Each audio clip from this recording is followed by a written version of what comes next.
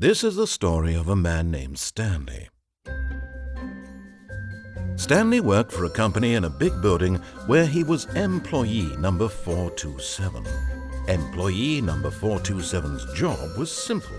He sat at his desk in room 427 and he pushed buttons on a keyboard.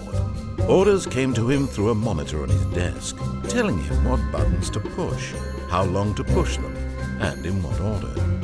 This is what employee 427 did every day of every month of every year. And although others might have considered it soul-rending, Stanley relished every moment that the orders came in, as though he had been made exactly.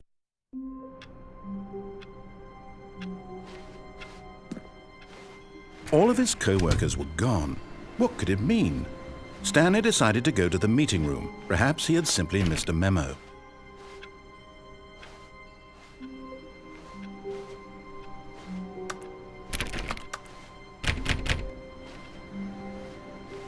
Stanley went around touching every little thing in the office, but it didn't make a single difference, nor did it advance the story in any way.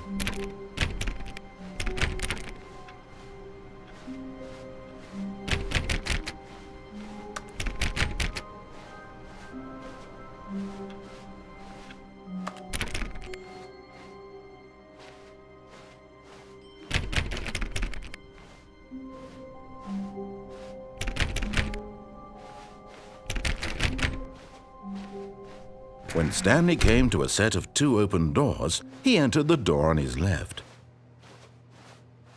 This was not the correct way to the meeting room, and Stanley knew it perfectly well. Perhaps he wanted to stop by the employee lounge first, just to admire it.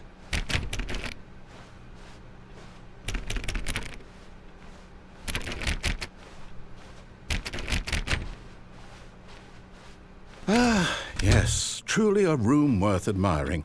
It had really been worth the detour after all, just to spend a few moments here in this immaculate, beautifully constructed room. Stanley simply stood here, drinking it all in. But eager to get back to business, Stanley took the first open door on his left.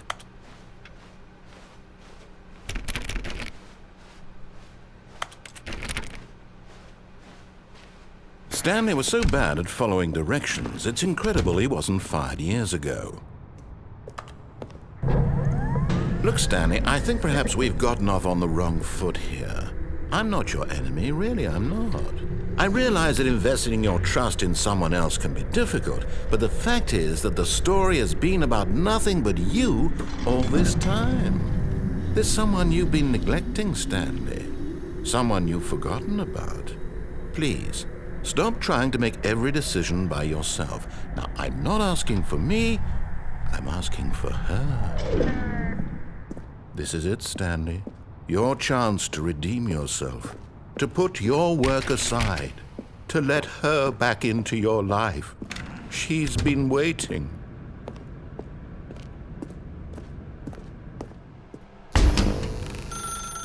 That's her, Stanley. You need to be the one to do this, to reach out to her. If you can truly play...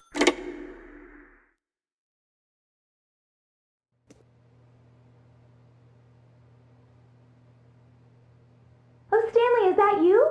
Hold on, sweetie. Sorry to keep you waiting. I'm just pulling the bread out of the oven. All right. Okay, there we go. All right, now, I want you to come in and tell me all about your day. Gotcha! Oh, come on. Did you actually think you had a loving wife who'd want to commit their life to you? I'm trying to make a point here, Stanley. I'm trying to get you to see something. Come inside. Let me show you what's really going on here. This is a very sad story about the death of a man named Stanley. Stanley is quite a boring fellow. He has a job that demands nothing of him, and every button that he pushes is a reminder of the inconsequential nature of his existence.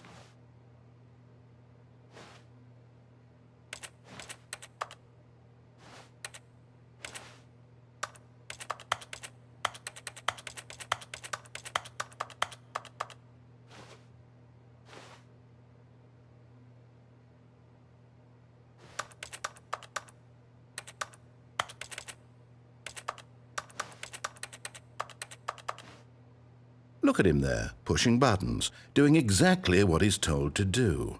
Now he's pushing a button. Now he's eating lunch. Now he's going home. Now he's coming back to work.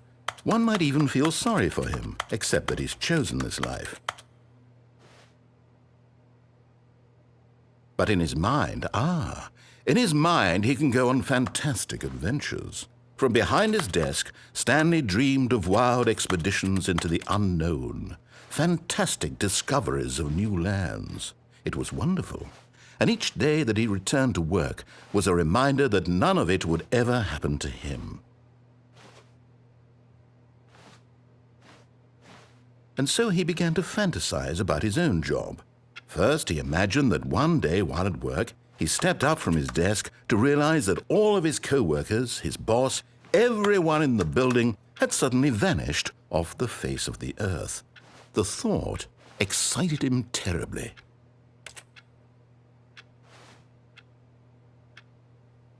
So he went further. He imagined that he came to 2 open doors and that he could go through either.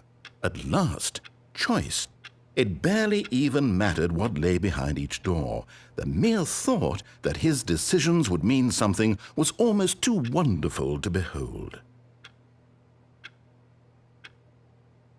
As he wandered through this fantasy world, he began to fill it with many possible paths and destinations.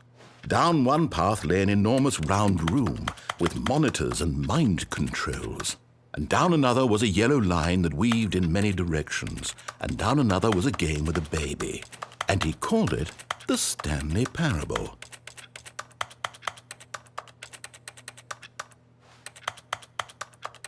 It was such a wonderful fantasy, and so in his head he relived it again, and then again, and again, over and over, wishing beyond hope that it would never end, that he might always feel this free. Surely there's an answer down some new path, mustn't there be? Perhaps if he played just one more time. But there is no answer. How could there possibly be? In reality, all he's doing is pushing the same buttons he always has. Nothing has changed. The longer he spends here, the more invested he gets, the more he forgets which life is the real one. And I'm trying to tell him this, that in this world he can never be anything but an observer, that as long as he remains here, he's slowly killing himself. But he won't listen to me. He won't stop. Here, watch this. Stanley, the next time the screen asks you to push a button, do not do it.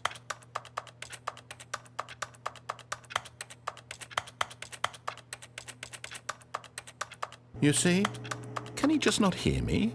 How can I tell him in a way that he'll understand that every second he remains here, he's electing to kill himself? How can I get him to see what I see? How can I make him look at himself?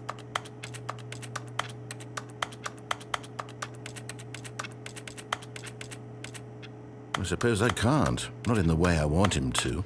But I don't make the rules. I simply play to my intended purpose, the same as Stanley. We're not so different, I suppose. I'll try once more to convey all this to him. I'm compelled to. I must. Perhaps, well, maybe this time he'll see. Maybe this time. And I tried again, and Stanley pushed a button. And I tried again, and Stanley pushed a button. And I tried.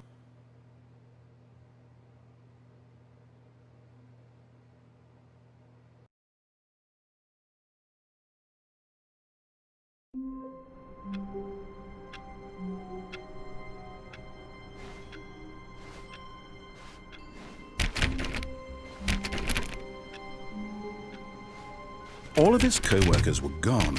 What could it mean? Stanley decided to go to the meeting room. Perhaps he had simply missed a memo.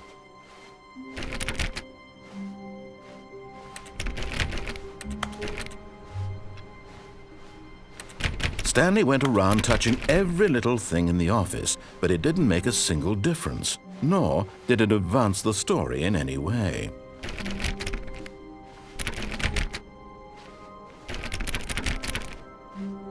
When Stanley came to a set of 2 open doors, he entered the door on his left. This was not the correct way to the meeting room, and Stanley knew it perfectly well.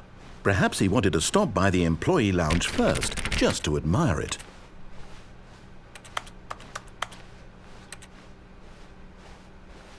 Wow, yes, this room. But eager to get back to business, Stanley took the first open door on his left. And so he detoured through the maintenance section, walked straight ahead to the opposite door, and got back on track.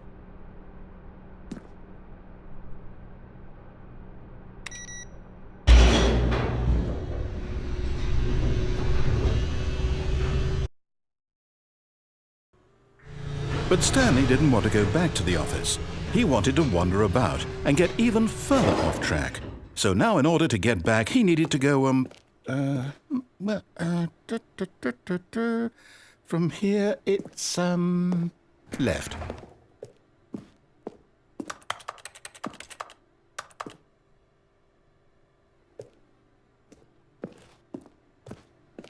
Oh, no, it's to the right, my mistake.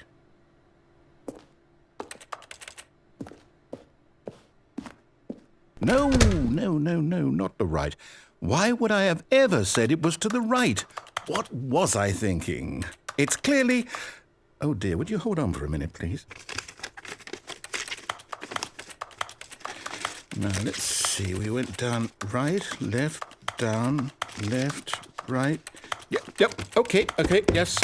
I've got it now. This story is absolutely, definitely this way.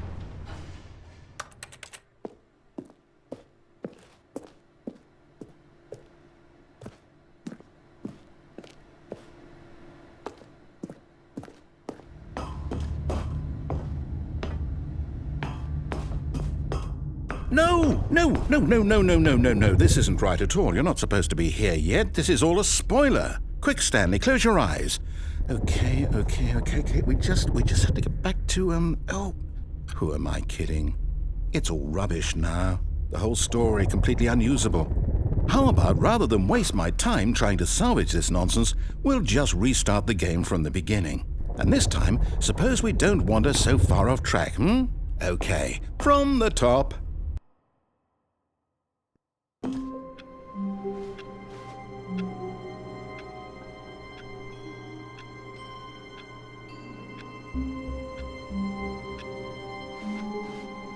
All of his co-workers were gone. What could it mean? Stanley decided to go to the meeting room. Perhaps he had simply missed a memo.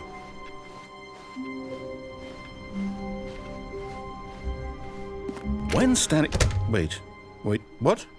No, I restarted. I swear I definitely restarted the game over, completely fresh. Everything should be... Oh, did something change? Stanley, did you change anything when we were back in that room with all the monitors? Did you move the story somewhere or... Hold on. Why am I asking you? I'm the one who wrote the story. It was right here just a minute ago. I know for sure that it's here somewhere. Okay, then. It's an adventure. Come, Stanley. Let's find the story.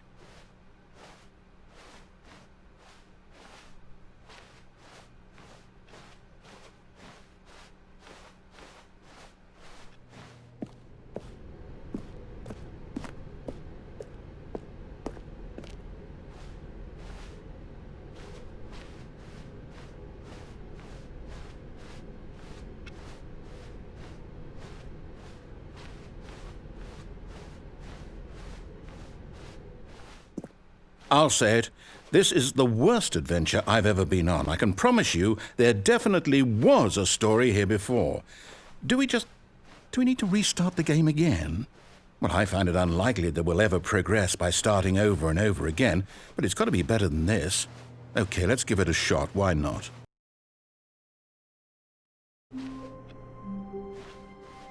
All of his co-workers were gone. What could it mean? Stanley decided to go to the meeting room. Perhaps he had simply missed a memo.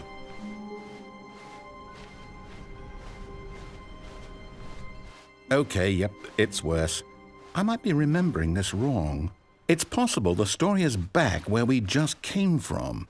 Why don't we go back the other direction and see if we missed anything?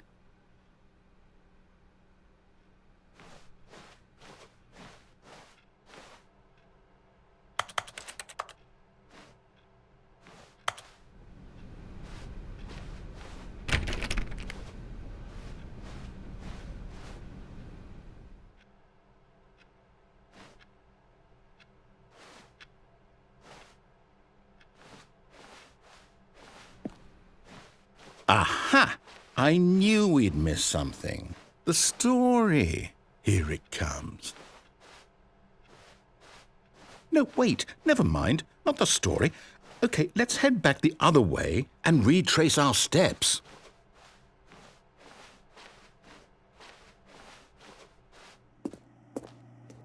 Now this... Well, I'll be honest, I don't recognize this place at all. Is this the story? I don't think so. I can't quite recall, but I believe my story took place in an office building. Is that correct? Do you remember, Stanley?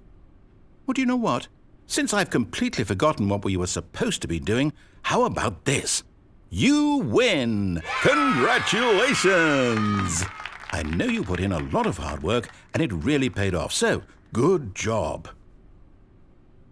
Oh, no. No, I don't feel right about this at all. We both know you didn't put in any actual work for that win. Some people win fair and square, and this was not one of those situations. Okay, I'm getting weirded out by whatever this place is. I don't care what might happen this time. I have to restart. All right, I've got a solution. This time, to make sure we don't get lost, I've employed the help of the Stanley Parable adventure line. Just follow the line. How simple is that? No, I'm down. We're leaving it up to the line from now on.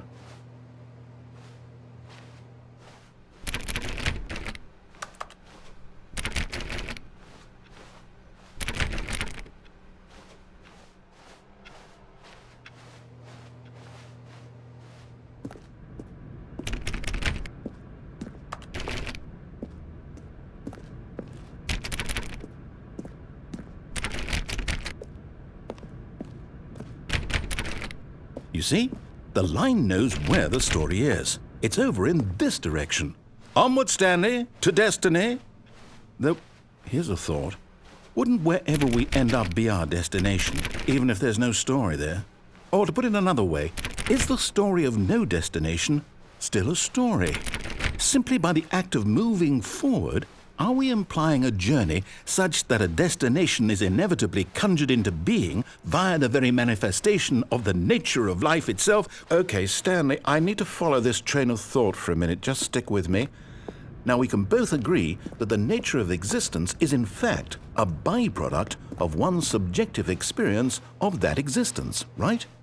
Okay, now if my experience of your existence rests inside of your subjective experience of this office, is this office, in fact, the skeleton of my own relative experiential mental subjective construct? Whoa. Hang on. That got a bit weird back there. Well, I'd like to apologize. Not sure where I was going with all that. You know what? I think what we need right now is a bit of music to lighten the mood.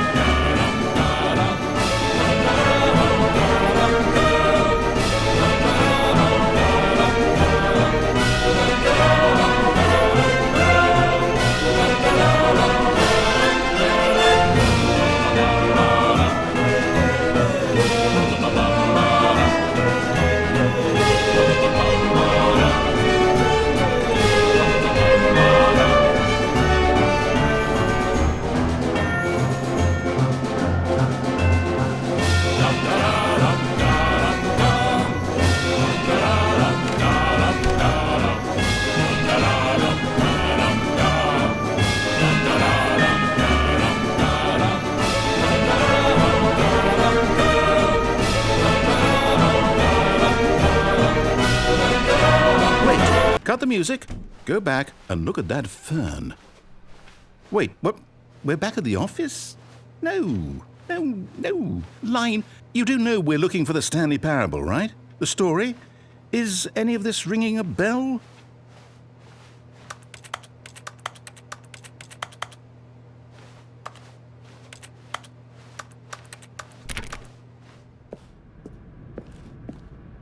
Oh, no, not again. Line, how could you have done this to us? And after we trusted you? After everything we've been through, you... Oh, I can't take this anymore. To hell with it. Restart.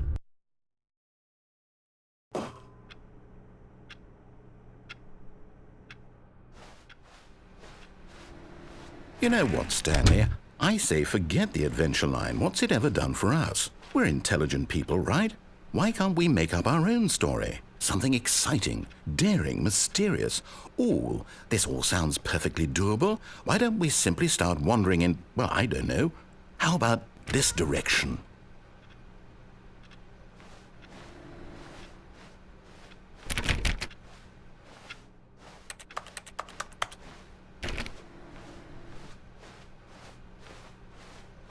Now, yes, this is exciting. Just me and Stanley forging a new path, a new story. Well, it could be anything.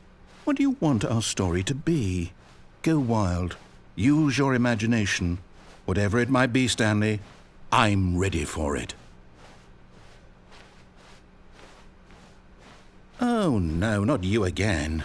Stanley, I'd also like to veto the line from having any role in our awesome new story. No lines or monitor rooms. Just don't acknowledge it, and we should be fine.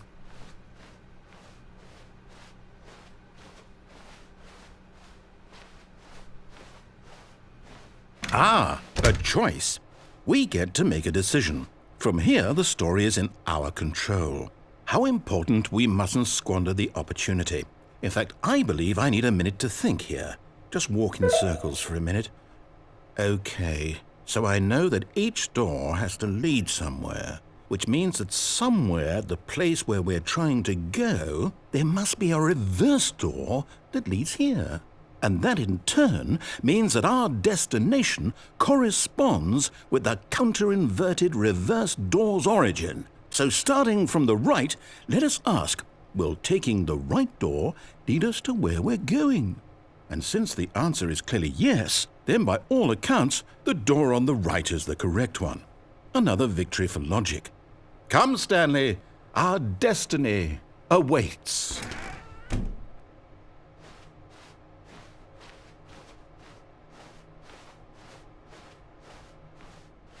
Oh, hold up, what's this? The confusion ending. You're telling me that's what this is? It's all one giant ending? And we're supposed to restart the game, what, eight times? That's really how all this goes? It's all determined?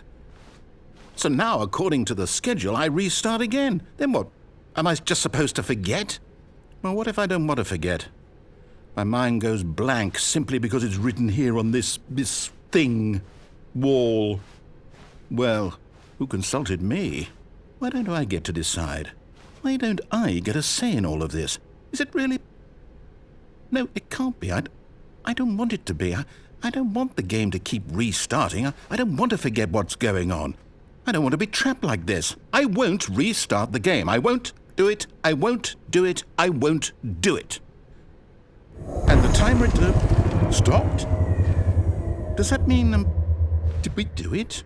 Did we break the cycle? The, whatever it is that made this schedule? How would we even know? Will someone come for us? Will something happen? So, okay. I guess now we just wait, you know. I suppose in some way that this is a kind of story, wouldn't you agree? I'm not quite sure if we're in the destination or the journey, though they're always saying that life is about the journey and not the destination, so I hope that's where we are right now. We'll find out, won't we?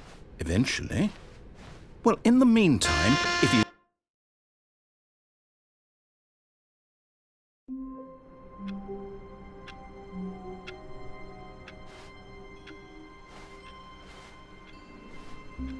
All of his co-workers were gone. What could it mean? Stanley decided to go to the meeting room. Perhaps he had simply missed a memo.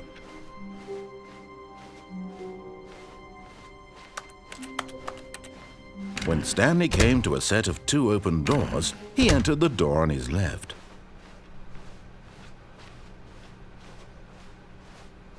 Yet there was not a single person here either. Feeling a wave of disbelief, Stanley decided to go up to his boss's office, hoping he might find an answer there. Coming to a staircase, Stanley walked upstairs to his boss's office.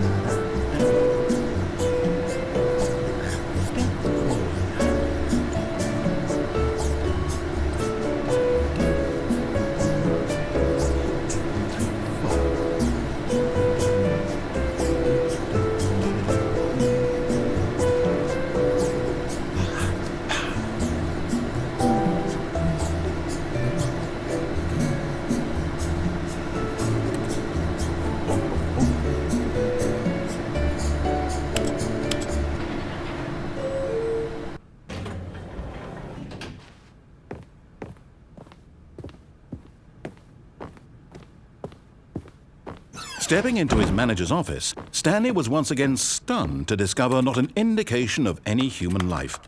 Shocked, unraveled, Stanley wondered in disbelief who orchestrated this, what dark secret was being held from him. What he could not have known was that the keypad behind the boss's desk guarded the terrible truth that his boss had been keeping from him, and so the boss had assigned it an extra secret PIN number, 2845. But of course, Stanley couldn't possibly have known this. Yet incredibly, by simply pushing random buttons on the keypad, Stanley happened to input the correct code by sheer luck. Amazing. He stepped into the newly opened passageway.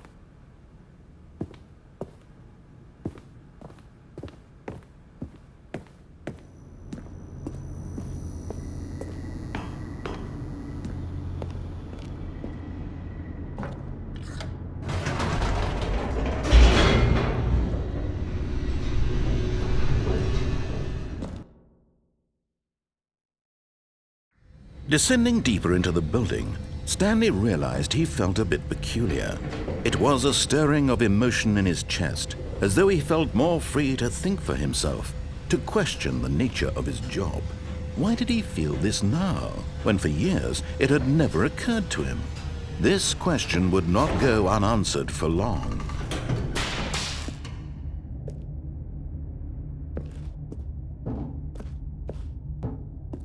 Stanley walked straight ahead through the large door that read Mind Control Facility.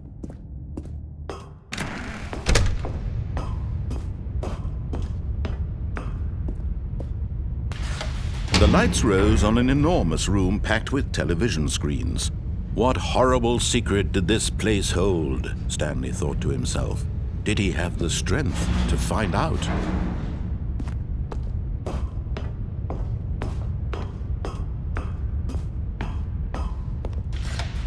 Now the monitors jumped to life, their true nature revealed. Each bore the number of an employee in the building, Stanley's co-workers. The lives of so many individuals reduced to images on a screen, and Stanley, one of them, eternally monitored in this place where freedom meant nothing.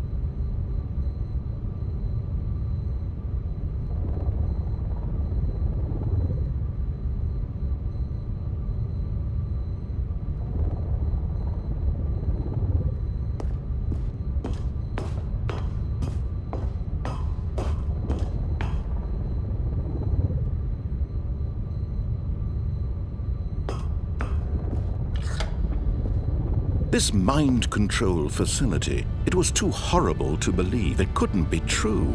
Had Stanley really been under someone's control all this time? Was this the only reason he was happy with his boring job? That his emotions had been manipulated to accept it blindly?